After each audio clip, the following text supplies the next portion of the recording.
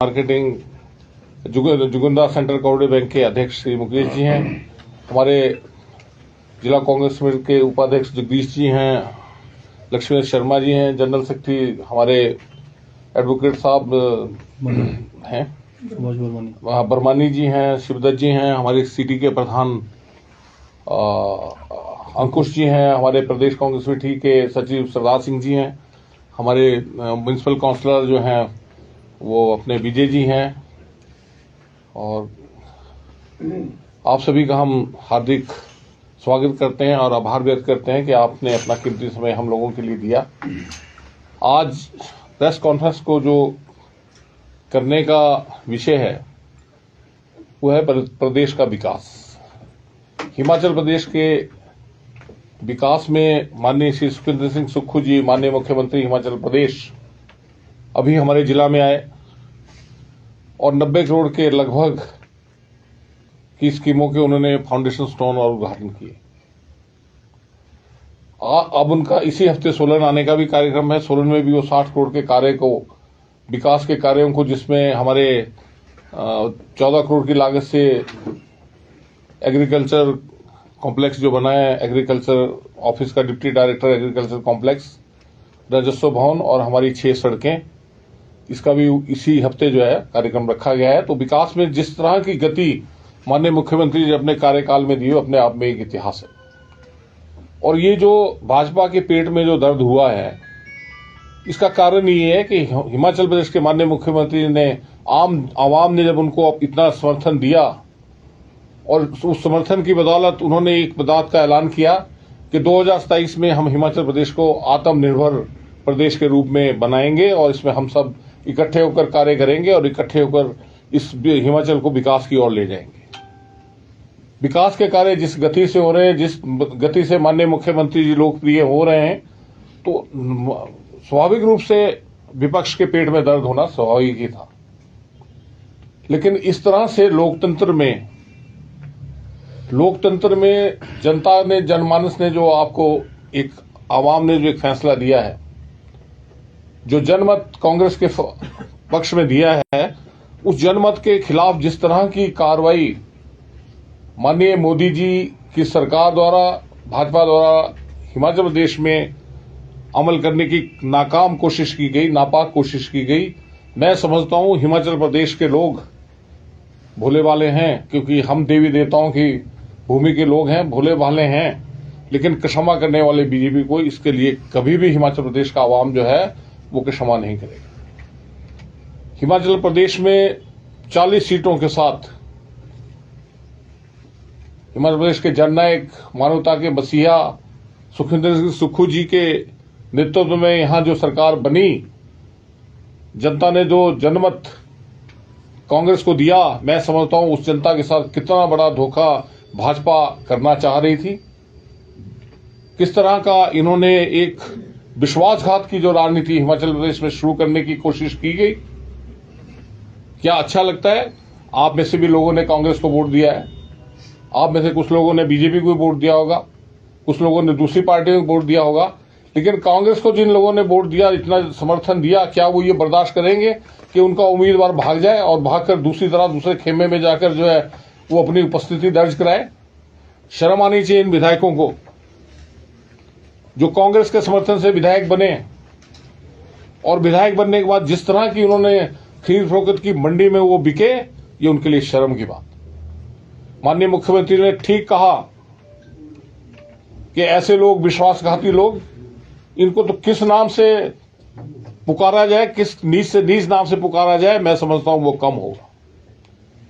कल रात को मैं सुन रहा था, माननीय भाजपा के जो अध्यक्ष जी हैं उनका बहुत बड़ा बयान आ रहा था कि इस तरह की भाषा का प्रयोग मुख्यमंत्री जी को नहीं करना चाहिए।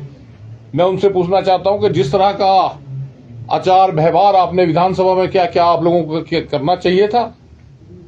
क्या भाजपा को करना चाहिए था?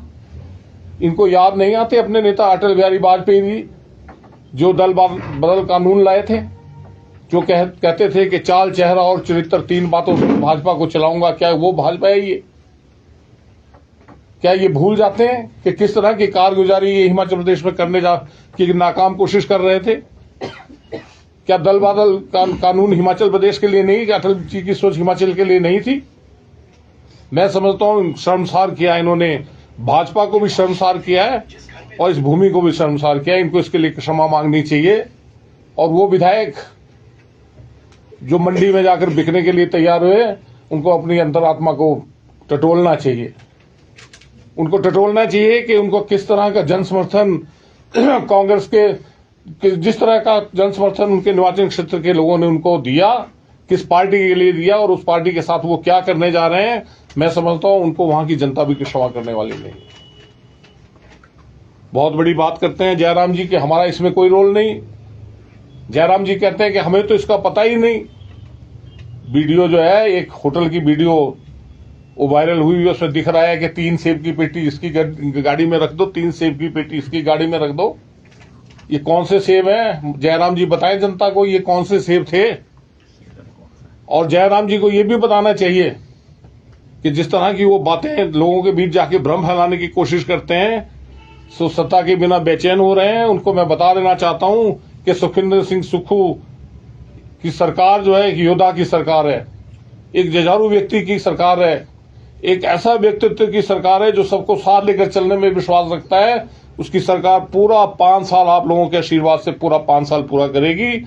और ये मैं दावे के साथ कहना चाहता हूं जयराम जी, 5 साल तक आपके हाथ कुछ आने वाला नहीं। किस तरह से लोकतंत्र की हत्या का प्रयास किया जा रहा है, किस तरह से ये माहौल बनाने की कोशिश कर रहे हैं, मैं समझता हूं हिमाचल प्रदेश की जनता से इन लोगों को माफी मांगनी चाहिए। जिस तरह का इन्होंने व्यवहार हिमाचल प्रदेश में करने की कोशिश की, जिस तरह का वातावरण खराब करने की कोशिश की, इनके लिए इन लोगों को क्षमा मांगनी चाहिए। माननीय मुख्यमंत्री जी और उनकी टीम चट्टान की तरह हिमाचल के विकास के लिए तैयार है, पूर्ण रूप से इकट्ठी है, पूर्ण रूप से इकट्ठे होकर हिमाचल प्रदेश के विकास को गति देना चाहते हैं और इसमें आप सभी के सहयोग की भी जरूरत है। तो मैं समझता हूं बहुत बड़े नेता, एक जिनका इतिहास आपको पता ही है, पहले भाजपा में रहे, जिन्होंने पैदा किया उन्हीं को खत्म कर दिया। कुछ दिन वो यहां सोलन में भी आए थे, बड़े चौधरी बन रहे थे कि मैंने ये कर दिया, मैंने वो कर दिया। यहां आकर भी एक ही बात कहा करते थे, मैंने धूमल को हरा दिया, मैंने उसको हरा दिया। आप भूल जाते हैं कि जिस धूमल साहब को आपने हराया था उसकी वजह से आप राजनीति में थे। मैं समझता हूं कि हम लोग तो इस बारे में पिछले मुख्यमंत्री जी भी लकी रहे, कांग्रेस के मुख्यमंत्री, कि उनको इस तरह का कुछ हो नहीं लिया। अगर इस आदमी का इतिहास ही है, इस व्यक्ति का इतिहास ही है कि जिसके साथ रहा, जिसकी पीठ पे चढ़ा, उसी के साथ विश्वासघात किया। इस व्यक्ति का इतिहास है। हमारे सोलन के भी जिला से भी एक विधायक हैं, पूर्ण रूप से खनन माफिया हैं और अपने पापों को छिपाने के लिए वो कुछ भी कर सकते हैं। जिस तरह से उनके खिलाफ अभी कार्रवाई होती रही, उस कार्रवाई का भी विरोध करते रहते थे कि मेरे खिलाफ ये हो रहा है, वो हो रहा है। और अब तो पूर्ण रूप से सामने आ गया कि किस तरह से ये लोग लोगों के हित की लड़ाई नहीं लड़ते। इनको लोगों की हित की लड़ाई से कुछ नहीं लेना, इनके अपने वोटरों की लड़ाई से कुछ नहीं लेना।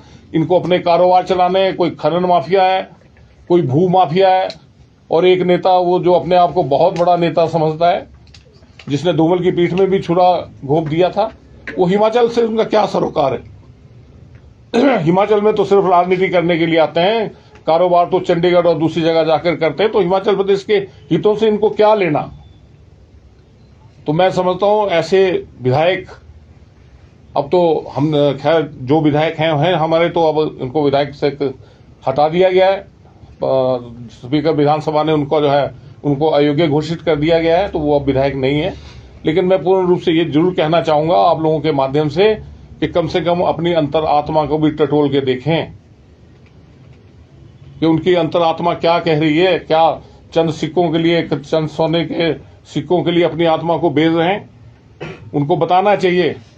और माननीय जयराम जी को भी बताना चाहिए कौन सी सेब की पेटियां वो करवा रहे थे। उनके 2 विधायक, एक पूर्व में मंत्री रहा और एक आजकल नया विधायक बना है, वो दोनों होटल में दिख रहे हैं और बोल रहे हैं कि पीछे कौन खड़ा है और आगे कौन खड़ा है। मैं समझता हूं पूर्ण रूप से ये लोग, भाजपा जो है, पूर्ण रूप से इनका चेहरा हिमाचल प्रदेश की जनता के सम्मुख आ गया है। और आने वाले समय में ये भूल जाएं कि ये किसी तरह से भी कांग्रेस की सरकार को, सुखविंदर सिंह इस सरकार को किसी तरह का नुकसान पहुंचा पाएंगे। पूर्ण रूप से हमारे जिला कांग्रेस कमेटी, हमारे जिला कांग्रेस के लोग, हमारे पूरे जिला के लोग पूर्ण रूप से एक ईमानदार, एक स्वाभिमान, एक ऐसे नेता के साथ खड़े हैं जिसने आपदा के समय में भी इस प्रदेश को आपदा से उभारा। पूरा मंत्रिमंडल उनके साथ लगा रहा। पूरे हमारे यहाँ सोलन जिला के मंत्री, हमारे यहाँ के हमारे जिला के जो विधायक हैं, पूर्ण रूप से आपदा के समय में खड़े रहे। आज भी उनके साथ खड़े हैं और भविष्य में भी उनके साथ जिला सब पूरे का पूरा जिला उनके साथ खड़ा है। हमें एक ऐसा नेता ही चाहिए जो हिमाचल प्रदेश के हितों की रक्षा कर सके। आज जो है हिमाचल प्रदेश में किस किस तरह के विकास कार्य माननीय सुक्खू जी की सरकार के समय में चल रहे हैं, किस प्रकार से वो हिमाचल में किसानों के लिए, बागवानों के लिए और आम जनता के लिए इस बजट में किस तरह का उन्होंने विवरण दिया है। मैं समझता हूँ ये भी एक कारण है जयराम जी को, बीजेपी को तकलीफ होने का ये भी एक कारण है कि इस तरह का ऐतिहासिक बजट आज तक प्रदेश के सम्मुख नहीं आया जो उन्होंने दिया है। यहाँ हमारे दूध का समर्थन मूल्य बढ़ाया, बीजों का फ्रूट्स का समर्थन मूल्य बढ़ाया। मैं समझता हूँ पूर्ण रूप से हिमाचल प्रदेश के हित के लिए संकल्पबद्ध हैं और माननीय सुक्खू जी इस प्रदेश के हित के लिए, इस प्रदेश के हित की लड़ाई में एक योद्धा की तरह लड़ेंगे और हम सब उनके साथ खड़े हैं। मैं आपके माध्यम से यही कहना चाह रहा था और साथ ही साथ मैं भाजपा को भी कहना चाहूंगा कि अपनी सरहदों में रहें। ये जिस तरह की बयानबाजी करते हैं, जिस तरह से मैं कल बयान सुन रहा था अध्यक्ष जी का और वो कह रहे थे बड़ा भाषा का ये हो गया, बड़ा वो हो गया। आपने एक दफा भी जब आपदा का समय आया क्या आपने लड़ाई लड़ी? ये भाजपा के लोग आज जिस माननीय मोदी जी आज जो पैसा दे रहे हैं, क्या आपदा के समय में नहीं दे सकते थे? ये आज जो राज्यसभा में वोट खरीदने के लिए और कांग्रेस को तोड़ने के लिए जो पैसा दिया जा रहा है, क्या आपदा के समय में नहीं दिया जा सकता था? और इनके विधायक, भाजपा के विधायक, मैं समझता हूं हिमाचल प्रदेश के लिए उनका क्या योगदान है। इतनी बड़ी आपदा आई, इस आपदा के समय में विधानसभा में प्रस्ताव पारित हुआ तो विधानसभा छोड़कर चले गए। हिमाचल प्रदेश की जनता उनको माफ करने वाली नहीं है। पाप पे पाप। अब उसके बाद ये दूसरा पाप, एक लोकतांत्रिक चुनी गई सरकार को खरीद फरोख्त करने में लगे हुए थे। शर्म आनी चाहिए इन लोगों को। मैं आपके माध्यम से यही कहना चाहूंगा कि हिमाचल प्रदेश में जिस प्रकार की कारगुजारी भाजपा की रही है, जिस तरह के पाप के ऊपर ये पाप करे जा रहे हैं, इनके पाप का घड़ा शीघ्र अतिशीघ्र फटने वाला है। आप सभी का बहुत बहुत धन्यवाद। अब माननीय हमारे अध्यक्ष जोगिंद्रा बैंक भी अपने बात रखेंगे। बहुत बहुत धन्यवाद अध्यक्ष जी। मैं बहुत सी बातों पे अपने जिला अध्यक्ष को सेकंड करता हूं जो उन्होंने बातें की है।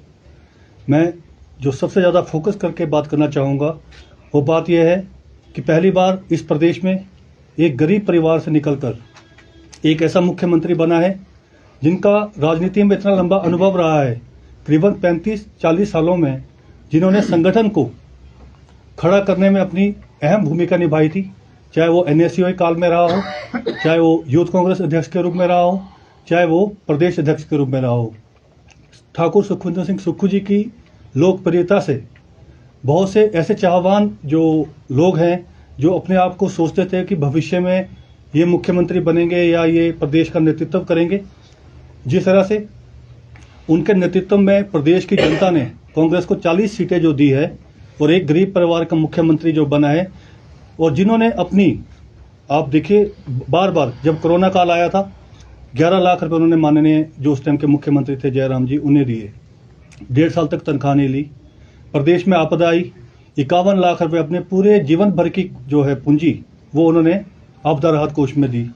आज माननीय मुख्यमंत्री ठाकुर सुखविंदर सिंह सुक्खू न केवल इस प्रदेश के नेता है बल्कि पूरे इंडिया में उनका नाम हो रहा है। आप देखिए जिस तरह से वर्ल्ड बैंक ने उनकी तारीफ की, नीति आयोग ने उनकी तारीफ की, तो वो एक नेशनल लीडर उभर कर जैसे ही आए, वैसे मुझे लगता है कि बहुत से लोग जो है चाहवान जो होते हैं कि हम भी कल को मुख्यमंत्री बनेंगे या ये बनेंगे, उन्होंने उनके खिलाफ भारतीय जनता पार्टी का तो इतिहास रहा है कि वो चुनी हुई सरकारों को गिराने में हमारी पूरी कोशिश उन्होंने की है। पूरे देश में अगर आप देखिए इतिहास है, 2014 से जब से माननीय मोदी जी आए हैं, चाहे वो कर्नाटका रहा हो, गोवा रहा हो, ऐसी बहुत सी सरकारें उन्होंने पहले भी गिराई है। ताज्जुब होता है कि प्रदेश जो एक भोली भाली हमारी यहाँ की जनता होती है, यहाँ के हमारे विधायक भी जो है जिन्हें कांग्रेस पार्टी के चुनाव पे वो जीत कर आए हैं, उन्हें भी जो है खरीद फरोख्त में शामिल होना पड़ा, तो ये शर्मसार करती है। पर मैं फिर भी कहता हूं कि कुछ विधायक बिक सकते हैं, पर फिर भी मेजोरिटी ऑफ विधायक, टोटल 34 विधायक जो हमारे हैं वो बिकाऊ नहीं है, जिनकी वजह से आज हमारी सरकार बची हुई है। और जिस तरह से माननीय मुख्यमंत्री ने भ्रष्टाचार पर लगाम लगाने के लिए, ऐसे बहुत से लोग हैं जिनके दाल फुलके बंद हुए हैं, उन्हें, मुझे लगता है कि उन्हें काफ़ी पीड़ा है कि उन्हें जो रॉन्ग मीन से धन कमाने की जो आदत पड़ी थी वो बंद की। अवैध खनन पे जिस तरह से आपदा में मेन जो कारण रहा है, वो अवैध खनन भी कहीं ना कहीं जो है एक कारण रहा था। तो अवैध खनन पे जिस तरह से माननीय मुख्यमंत्री ने प्रहार किया है, चोट की है, उससे बहुत से खासकर निर्दलीय जो हमारे विधायक हैं उन्हें बड़ी ठेस लगी। 1 साल तक तो माननीय मुख्यमंत्री के साथ कंधे से कंधा मिला के चलते रहे, पर जब उन्हें लगा कि हमारा तो अवैध खनन की वजह से माननीय मुख्यमंत्री ने बड़े ठोस निर्णय लिए हैं, वो भी जो है बीजेपी के साथ जाके मिल गए। हालांकि वो बीजेपी से ही आए थे, पर वो समर्थन कांग्रेस पार्टी को देते थे। अच्छी बात है, जब हमारी गवर्नमेंट की पॉलिसी है, जो आदमी गरीबी में रहता है उसे पैसे की जो है बहुत भूख नहीं होती है। तो माननीय मुख्यमंत्री वैसे नेता है जिन्हें पैसे की भूख नहीं हो, तो दान करने वाले लोगों में से एक है। और व्यवस्था परिवर्तन का वो नारा देते आए हैं। आप देखिए, व्यवस्था परिवर्तन हमारे कोई ये घोषणा पत्र में नहीं था। पहली बार वो मुख्यमंत्री बने, जब से लेके हमारे प्रदेश में मुख्यमंत्री बने हैं, वो सचिवालय नहीं गए पद ग्रहण करने के लिए, वो टूटी कंदी अनाथ आश्रम गए। सुख आश्रय कोष उन्होंने बनाया, 101 करोड़ रुपए उसमें आए और काफी जो है 4500 बच्चे इससे लाभान्वित होंगे। तो इस तरह के जो मुख्यमंत्री है, जो गरीबों के मसीहा है, उनकी लोकप्रियता से डरकर कुछ लोग बिक गए हैं। और इतिहास भी रहा है कि जो इस तरह के जय चंद तरह के जो लोग होते हैं, उन्हें जनता कभी स्वीकार नहीं करती। आज जब दोबारा, मैं तो सुप्रीम कोर्ट का और इस पूरी व्यवस्था का भी धन्यवाद करना चाहता हूं कि एंटी डिफेक्शन लॉ हमारे देश में है। नहीं तो कोई हाथ के चुनाव पर चुनकर आता है और बाद में आप जो है अपनी लालसा के चक्रों में जाकर दूसरी पार्टी को समर्थन करते हैं। तो ऐसे लोगों के साथ तो ये एंटी डिफेक्शन लॉ लगना ही चाहिए। अब मैं बोलना चाहूंगा कि आप जाएं जरा, मैं देखता हूं कि कौन वो लोग तो अपने घर नहीं आ पा रहे हैं। एक वो भी जहां पर इनकी गवर्नमेंट है बीजेपी की, हरियाणा में बैठे हैं, क्यों नहीं आए वो रोड? अगर उन्होंने करना था पहले त्याग पत्र देते, अगर उन्हें सरकार से कोई इतनी ज्यादा वो थी, विधानसभा से त्याग पत्र देते, नहीं दिया क्योंकि उन्हें विश्वासघात करना था। अब वो हेलीकॉप्टर के माध्यम से आ रहे हैं शिमला, हेलीकॉप्टर के माध्यम से जा रहे हैं पंचकुला, जहां इनकी गवर्नमेंट है वो वहां पर है। हिमाचल में क्या उनका घर है, वो शिमला में बैठकर राजनीति करे इस तरह से? क्यों गए हरियाणा? क्योंकि उन्हें डर है। तो इस तरह के लोगों को आने वाले समय में जब भी ये बाई इलेक्शन होंगे, जनता सबक सिखाएगी। और जनता सबक सिखाई रही है, उनके पुतले जलाए जा रहे हैं, लोगों में रोष है। माननीय मुख्यमंत्री ने अगर कोई बात अभी धर्मपुर की रैली में कही है, तो वो अगर आप देखें तो सोशल मीडिया पे भी ये सारी चीजें ट्रेंड कर रही है। आम जो लोग हैं, जो प्रदेश की जनता है, वो इस टाइम बड़ी आहत है इस तरह का जो उन्होंने कार्य किया है। और लोकसभा चुनाव में प्रदेश की जनता इन्हें जो है इसका मुंह तोड़ जवाब देगी। मैं इतना ही कहना चाहूंगा। और एक बार मैं फिर ये कहना चाहूंगा कि ये दुर्भाग्यपूर्ण रहा है कि प्रदेश में इस तरह का ट्रेंड भारतीय जनता पार्टी ने शुरू किया। मुझे लगता है कि जयराम ठाकुर जी ने पिछले 5 साल इतनी ज्यादा बातचीत ना विधानसभा में की, ना चुनाव में की, ना कहीं की, जितना उन्होंने इस 2-2.5 दिनों के अंदर की है। वो तो इस तरह से बन गए कि जैसे उन्होंने बाजी जीत ली है। अभी भी प्रदेश में सुख की सरकार है जो 5 साल चलेगी, और उसके बाद 2027 में पुनः फिर इनकी लीडरशिप में दोबारा सुख की सरकार बनेगी, जो अभी काफी सालों तक चलेगी। इसलिए जो प्रतिद्वंदी थे, जो अपने आप को बहुत बड़े पदों पर चाह रहे थे, वो अपने आप ही बाहर निकल गए हैं।